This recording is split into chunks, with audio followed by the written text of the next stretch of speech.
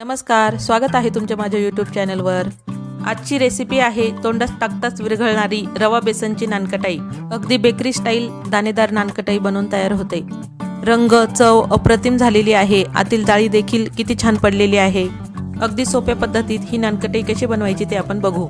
बेसन पीठ चाळून घेतल्यानंतर दिलेले सर्व साहित्य यात घालायचे आहे।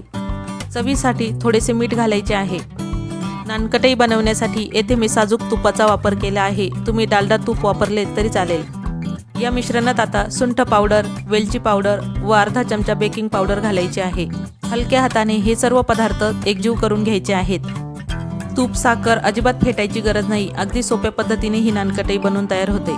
दिलेले प्रमाण हे परफेक्ट प्रमाण असून यात 25 ते 30 नानकटाया बनवून तयार होतात। 15 मिनिटांसाठी ही नानकटाई मी ओव्हनमध्ये बेक करून घेणार आहे। संपूर्ण रेसिपी पाहण्यासाठी रिलेटेड व्हिडिओ खाली दिलेला आहे, तो नक्की बघा। तयार झाली आहे आपली रवा बेसनची पौष्टिक नानकटाई। तुम्ही देखील ही रेसिपी नक्की करून बघा। रेसिपी आवडली असल्यास माझ्या चॅनलला लाईक, शेअर आणि सबस्क्राईब करायला विसरू नका। भेटूया नवीन रेसिपी सोबत। तोपर्यंत बाय बाय।